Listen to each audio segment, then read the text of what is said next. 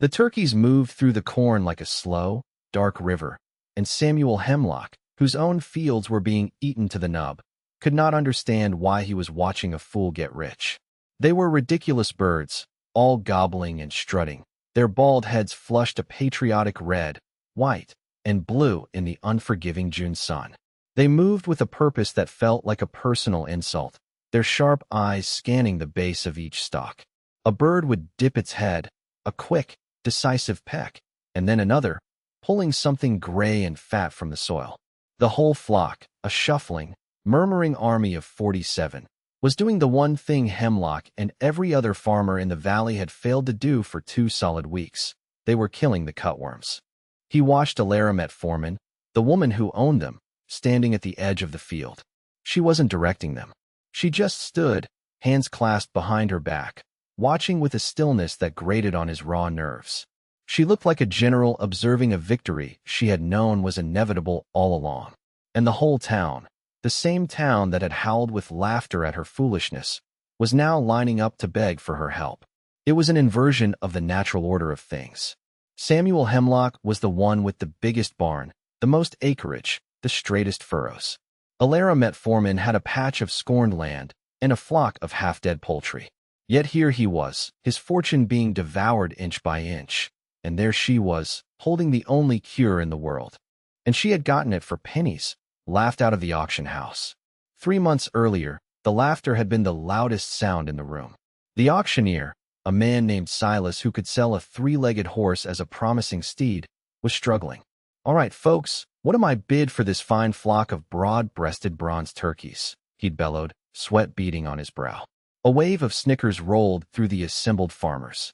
The turkeys were a sorry sight, pinned in a flimsy crate, looking less like birds and more like a collection of dusty, feather-pecked anxieties. They were the last dregs of a failed venture by a man from 2 counties over who'd had more ambition than sense. There were 47 of them, though you had to count twice to be sure some weren't already corpses. "Fine flock," someone shouted from the back. "Silas, most of them look ready for the stew pot, and not in a good way." More laughter. Silas wiped his neck with a handkerchief. "They just need a good home. Some fresh pasture." Alara, standing near the back, watched the birds. The town knew her story. Her parents gone a year now, leaving her with 20 acres of the worst land in the valley, a hardpan clay slope everyone called the Scorn. It was land that broke plows and hearts. She was 28, unmarried, and now, a landowner with nothing to grow. She had a little money saved, enough to be a worry but not enough to be a comfort. She had been watching the turkeys not with pity, but with a fierce, quiet observation. While the others saw dying birds, she saw that they were ruthlessly pecking at the crate floor, not each other. They were foraging, even in their misery. Their hunger was a kind of strength. $1 for the lot. Silas pleaded. A man next to Alara nudged his friend. She'd have done better to sleep in the street than take on the Scorn. Alara felt the familiar heat rise in her cheeks, the sting of being talked about, as if she were a ghost. She kept her eyes on the birds. She saw the desperation in them, a mirror of her own. $2, Alara said, her voice clear and steady in the sudden quiet. The room turned to look at her. Samuel Hemlock, standing in the front row, turned and gave her a look of pitying condescension. $2 for 47 ways to starve, Missy, a voice called out. The laughter this time was sharper, but no one else bid.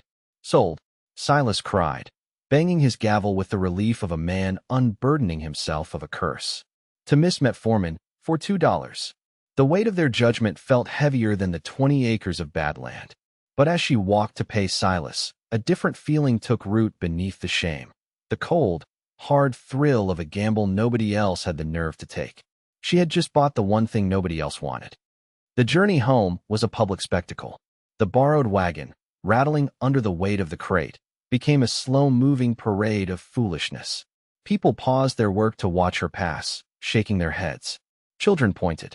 The turkeys, jostled and miserable, let out the occasional pathetic gobble, a sound that seemed to punctuate the town's verdict.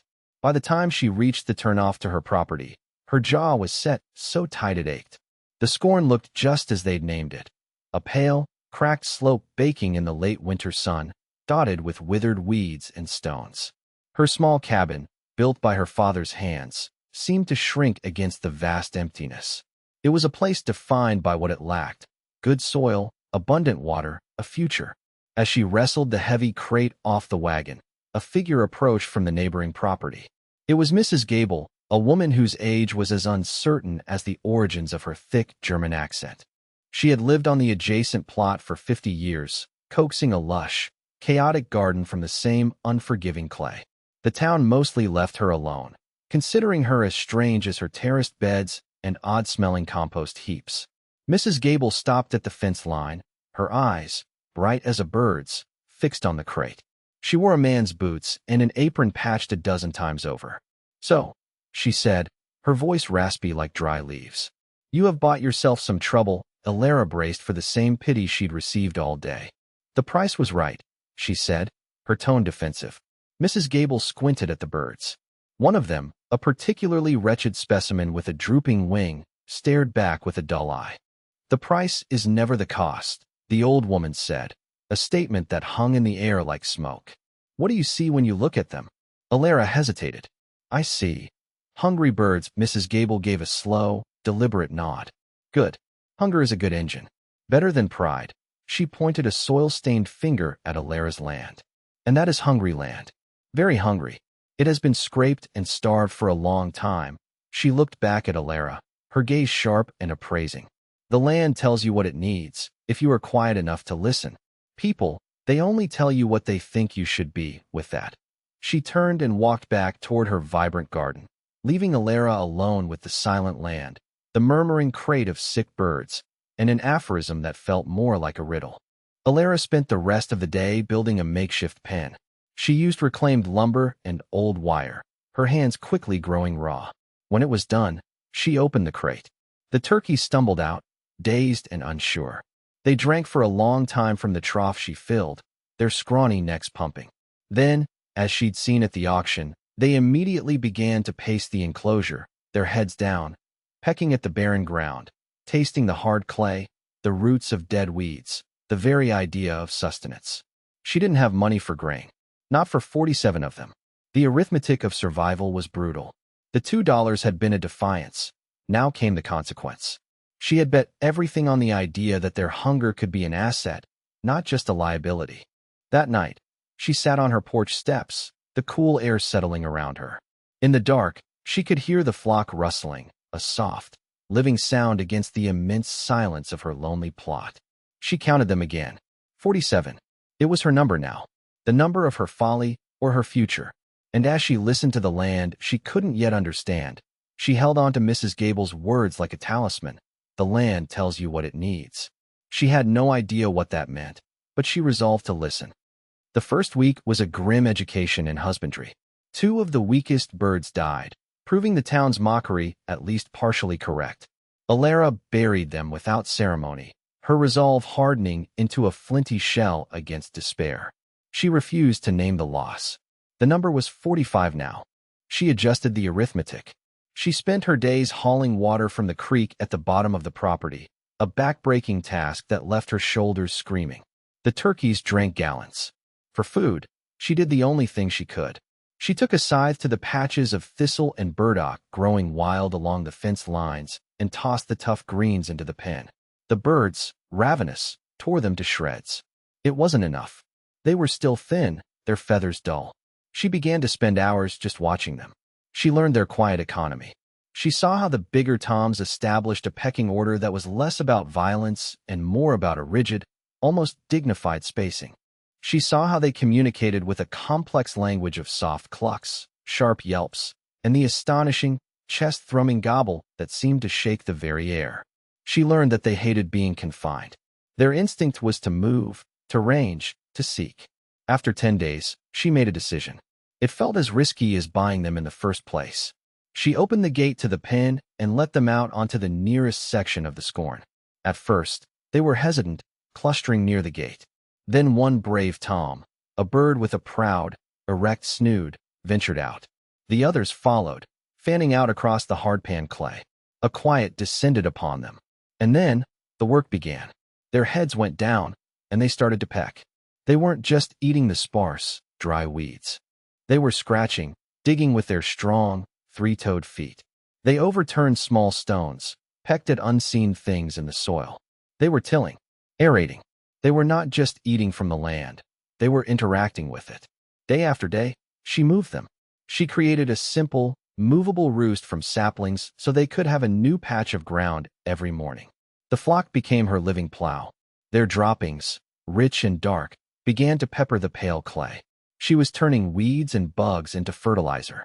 It was a slow, almost invisible transformation, a secret kept between her, the birds, and the hungry land. Her work fell into a rhythm dictated by sunlight and labor.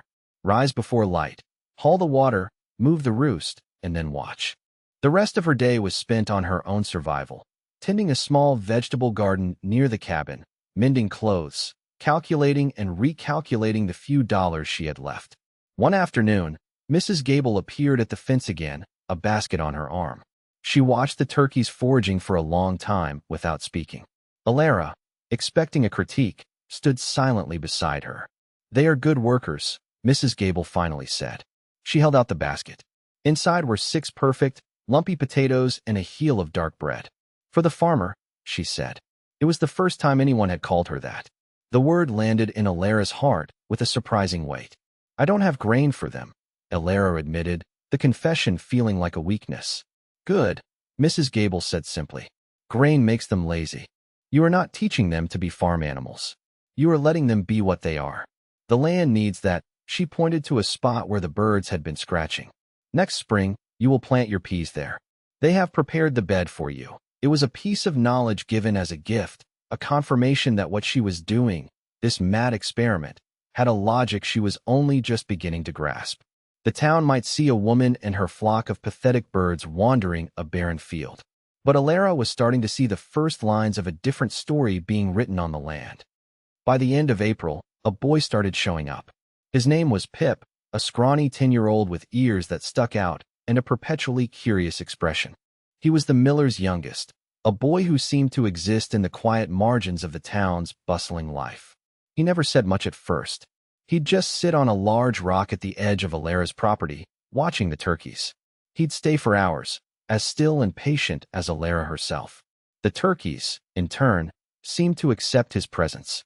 They would forage right up to his rock, their strange, reptilian eyes blinking at him before moving on. One day, Alara was mending a tear in the wire pen when Pip spoke. "That big one," he said, pointing to the lead tom. "He looks like a judge." Alara looked. The tom was puffed up, his fan of tail feathers on full display, his head held high as he surveyed his flock. He did look like a stern, bewigged magistrate. A small smile touched Alara's lips. "He does, a bit. He should be called Judge," Pip said, as if it were the most obvious thing in the world. And so he was. The next day, Pip was back. The one with the funny walk. She limps like old Mr. Abernathy. "We should call her Mrs. Abernathy." And so they did. A strange and wonderful thing began to happen. The flock of 45 anonymous birds began to acquire identities. There was General Grant, a pugnacious bird who was always starting minor squabbles. There was the professor, who spent an inordinate amount of time examining single blades of grass. There was a trio of hens who always stuck together that Pip dubbed the sisters. The naming of them changed something for Alara. It replaced the cold arithmetic of survival with a warm, breathing census. It was a small act of attachment, of hope. It was gentle humor in a world that had offered her none. Pip became her shadow. He helped her haul water, his thin arms straining. He learned to mimic the turkey calls, a soft cluck to calm them, a sharp putt-putt to warn them. He was the first person who didn't look at her project with scorn or pity, but with a wide-eyed, genuine fascination. It was Pip who first noticed their peculiar diet in detail. "Look," he whispered one afternoon, pointing. "The judge is digging." Alara watched. The big tom was not just scratching the surface. He was using his beak and feet to excavate a small hole, pulling out a thick, white grub and swallowing it with a satisfied gulp. Soon, several others were doing the same. They were hunting. All her life, she had heard farmers complain about the grubs and wireworms that plagued their fields. But here were creatures that sought them out, that considered them a delicacy. This was a new piece of the puzzle. The value of these birds wasn't just in their potential as meat or eggs. It was in their behavior. It was in what they did. She banked this knowledge like a coal held low under ash, keeping it warm and secret. The flock was thriving. Their feathers grew in thick and iridescent, gleaming with shades of copper and bronze in the sun. They were gaining weight, their bodies filling out. The comic dignity of the ridiculous creatures was becoming just dignity. They moved with a placid confidence, a flock that knew its territory and its purpose. To the rest of the town, they were still just Alara's folly, but to Alara and Pip, they were Judge and Mrs. Abernathy and the 43 others, a slow-moving, grub-eating, land-healing miracle. And she continued to keep their success quiet, letting them forage on the far slopes of her property, away from the road and the judging eyes of her neighbors. By June, the first real dividend arrived. The hens, now sleek and healthy, began to lay. The eggs were not like chicken eggs. They were enormous, twice the size, their shells a creamy white speckled with brown and lilac, like a bird's egg in a storybook.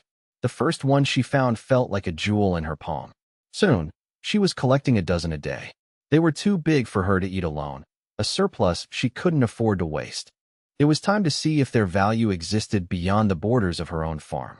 She packed a small basket with 6 of the eggs and walked the 2 miles into town.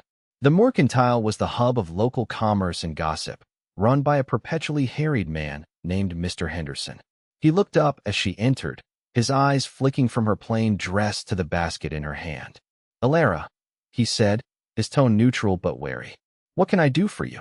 "I have some eggs to sell," she said, her voice betraying none of the nervousness she felt. She placed one of the large, speckled eggs on the counter. Henderson stared at it. "Good Lord, what laid that?" "An ostrich."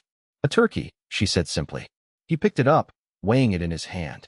His skepticism was a palpable thing. Turkey eggs. Nobody eats turkey eggs. Too rich, they say. Tough to sell. It was the familiar chorus of dismissal. A thing's only worth what others will pay. "One of these is worth 3 chicken eggs," Alara stated, not as a sales pitch, but as a fact. "Fry one for your breakfast. If you don't like it, I'll not ask for a penny. If you do, I'll be back next week." She left the egg on the counter and walked out, the eyes of the other customers following her. It was a quiet act of defiance. She was not asking for their approval, only for the thing itself to be judged on its own merit. A week later, she returned. Henderson was waiting. He didn't smile, but the harassment was gone from his eyes. "All right, Alara," he grumbled, as if conceding a lost argument. "How many you got?" He bought 2 dozen on the spot, and her secret was out. The news of Alara's giant eggs spread through the valley. They were a curiosity, then a commodity. A cook from a hotel in the next town over, a man famous for his discerning palate, made a special trip. He bought 3 dozen and placed a standing order. For the first time, Alara had a steady income. It wasn't much, but it was more than the scorn had ever produced for anyone. The mockery from the town began to curdle into a grudging respect, which in some, like Samuel Hemlock, soured further into envy. He saw her one day, loading a crate of eggs into the cook's wagon. Later, he rode out to her property. He found her reinforcing the movable roost, Pip handing her nails. The turkeys, a magnificent, healthy flock, were foraging nearby. "Miss Metformin," Hemlock said, his voice slick with a false warmth that didn't reach his eyes. A remarkable turnaround. Truly, he gestured at the flock. But that's a lot of bird for a young woman to handle alone. They'll be wanting to breed soon. It gets complicated. Messy. Alara met his gaze and said nothing, just waited. "I'd be willing to take them off your hands," he continued, as if doing her a favor. "Give you a fair price. Save you the trouble before it starts." "They're no trouble," Alara said calmly. "And they're not for sale." Hemlock's smile tightened. "Everything's for sale, Missy. Don't be a fool. A thing's only worth what someone will pay." He had forgotten she'd heard that line before. "I have a fair price for their eggs," she replied, turning back to her work. "That's enough for me." He watched her for another moment, his condescension turning to a cold appraisal. He was a man who understood assets, and he was looking at an asset he had misjudged. His inability to acquire it felt like a personal affront. As he rode away, Alara felt a chill that had nothing to do with the evening air. The secret was out, and the world was starting to notice. August arrived like the open door of a furnace. A brassy, cloudless sky settled over the valley and refused to leave. The sun baked the fields, cracking the earth. The creek at the bottom of Alara's property, the one she hauled water from, shrank from a healthy flow to a sad, green trickle. The corn in the valley, the crop that paid the mortgages and filled the pantries, began to show signs of stress, its leaves curling in on themselves. The old-timers looked at the sky and shook their heads. They'd seen heat before, but this was different. This was a deep, sucking dryness that pulled the life out of everything. Alara felt it too. Her daily trips for water became longer, the buckets heavier, the reward smaller. Her own garden began to wilt. But her land, the scorn, seemed to be handling the drought better than the prized bottomlands. The years of being left fallow, and the recent months of the turkeys tilling and fertilizing, had created a thin but resilient layer of life. Her small patch of corn, planted where Mrs. Gable had advised, was still green. The turkeys, however, were her primary concern. They needed water, and the creek was failing. She watched them, and again, they taught her. In the hottest part of the day, they didn't pant in the shade. They found patches of loose dirt, dug themselves down into the cooler subsoil, and lay there, placid and still, conserving every drop of moisture. They were experts at surviving hardship. Then, the first reports came. It started on the eastern edge of the valley, on a farm belonging to a man named Miller. A few of his young corn stalks, just beginning to tassel, were found lying on the ground, severed neatly at the soil line. He blamed deer or gophers. The next day, a whole row was down. And the day after that, the damage had spread to his neighbor's field. It wasn't gophers. When Miller dug around the base of a fallen stalk, he found them. Thick, greasy, gray-brown worms, curled into a C shape in the soil. Cutworms. They were a known pest, but usually a minor nuisance. This year was different. In the dry, compacted soil, they thrived. They moved underground during the day, emerging at night to feast. A single worm could fell several stalks in one night. And there weren't just a few. There were thousands. A panic, low and quiet at first, began to build. The farmers went out at night with lanterns, trying to pick them by hand, a hopeless task. They tried the commercial poisons from Henderson's Mercantile, but the dry ground seemed to absorb the chemicals without effect. The worms kept coming. They were an invisible, nocturnal army chewing through the valley's future. Samuel Hemlock's vast, immaculate fields were hit hard. He had the most to lose. He rode his property from dawn till dusk, his face a mask of fury and despair, as more and more of his perfect green rows were laid low. The sight of a felled stalk, its potential ear of corn lost forever, was the cost of a bag of flour, a pair of shoes, a payment on a loan. The arithmetic of the cutworms was as brutal as Alara's had been, but on a massive scale. Loss compounding loss, night after night. Alara watched it all from her ridge. The worms reached the edge of her property, toppling a few stalks in the small patch of corn she'd planted for herself and the birds. Fear, cold and familiar, pricked at her. She went out at dawn and knelt by a fallen stalk. She dug with her fingers in the soil and found one of the fat, gray culprits. She held it in her palm. It was just a grub. A big, ugly grub. And she owned 45 creatures who considered grubs a feast. She knew she had to test it. That evening, as the sun bled out of the sky, she did something she hadn't done before. She herded the entire flock of 45 turkeys into her small, precious corn patch. Pip, who had heard the worried talk in town, watched her with wide, anxious eyes. "Will they eat the corn?" he asked. "I don't know," Alara said honestly. "But I know what will eat it if they don't." She and Pip stood guard as dusk settled, the air cooling. For a while, the turkeys just milled about, clucking softly. Then, as the last light faded, a change came over them. Their heads went down. They began to move with that specific, searching purpose she knew so well. It was too dark to see exactly what they were eating, but she could hear it. The quick, decisive pecks, the scratching of feet, the soft gulping sounds. It was the sound of a hunt. They did not touch the standing corn. They moved between the rows, their attention fixed entirely on the ground. Alara stayed there for hours, listening. The sound was one of the most beautiful she had ever heard. It was the sound of her gamble paying off. It was the sound of a solution. At dawn, she walked the patch. Not a single new stalk was down. The ground between the rows was scratched and pecked, thoroughly worked over. She dug in a few places. She couldn't find a single cutworm. It had worked. The relief was so profound it made her knees weak. Pip, seeing the result, let out a whoop of pure joy. Her corn was safe. But the victory felt small and selfish in the face of the valley's ruin. From her ridge, she could see the brown, spreading patches in the fields below. She could almost feel the despair rolling off them in waves. Later that morning, her nearest neighbor, a proud, frightened man named George Peterson, appeared at her fence. His face was gray with exhaustion and defeat.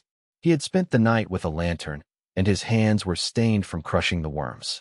He had still lost another acre.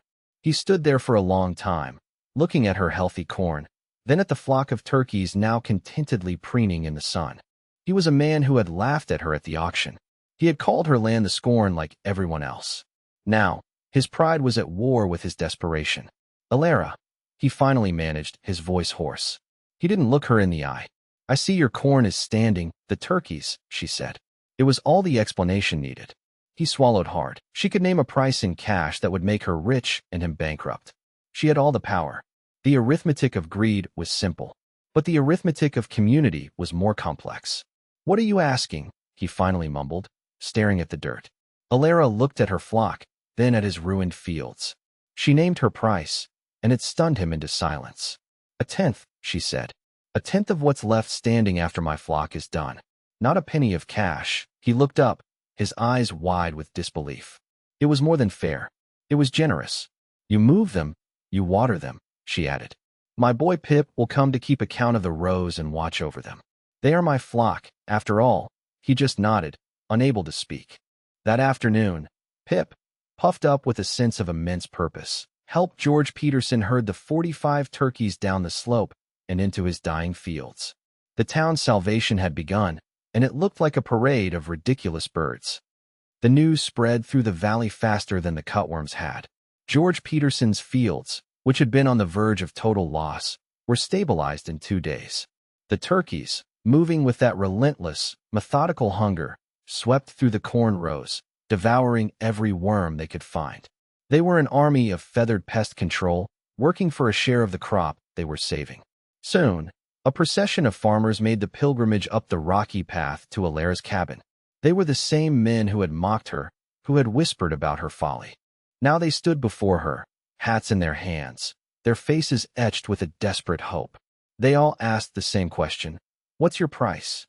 And to each of them, Alara gave the same answer: a tenth of the saved crop. No cash.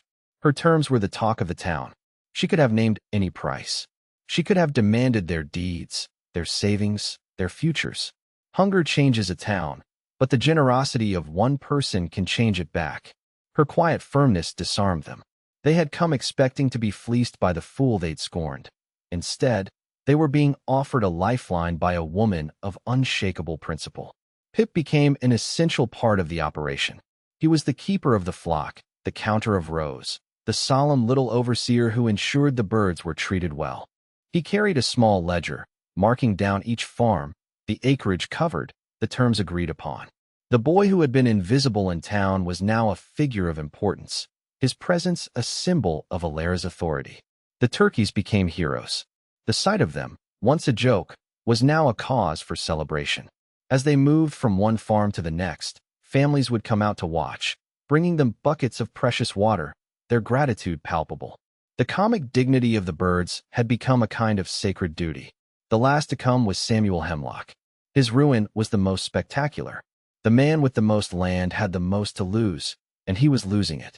He arrived not on his fine horse, but in a dusty wagon, a man visibly diminished. He found Alara sitting on her porch with Mrs. Gable, shelling peas. He did not take his hat off. "Miss Metforman," he said, his voice tight. "I hear you're in the business of renting out your birds." The condescension was still there, a reflex he couldn't suppress. "They are not for rent," Alara said calmly, not looking up from her work. "They work for a share, a tenth," he sneered. "Generous or foolish? You could own this valley by the end of the week." Mrs. Gable spoke without pausing her shelling. "There is more than one way to own a thing, Mr. Hemlock. Some ways are heavier than others." Hemlock ignored her. "My fields are large. A tenth is substantial. I'll give you a flat fee. $500. Cash." It was a fortune. More money than Alara had ever seen. He was testing her, trying to find the greed he assumed must be in her. the same greed that drove him. He believed everyone had a price. Alara looked up at him then, her eyes steady. The terms are the same for everyone, Mr. Hemlock. A tenth of what is saved, his face flushed with anger. To be treated the same as George Peterson, as every small-time farmer he'd always looked down upon, was an indignity he could barely stomach. But he was trapped. The worms were still eating. Fine, he spat. A tenth. The next day, the flock was moved to Hemlock's vast property. It was a sea of corn, and the turkeys seemed to disappear into it. Pip went with them, his little ledger clutched in his hand. Alara had given him specific instructions. Count every row they clear. Draw a map in your book. Mr. Hemlock is a man who counts his pennies. We will count our bushels for a week. The turkeys worked their way through Hemlock's farm, and for a week, the man's mood seemed to improve as his losses stopped. The valley was saved. The harvest, though diminished, would happen. The day of reckoning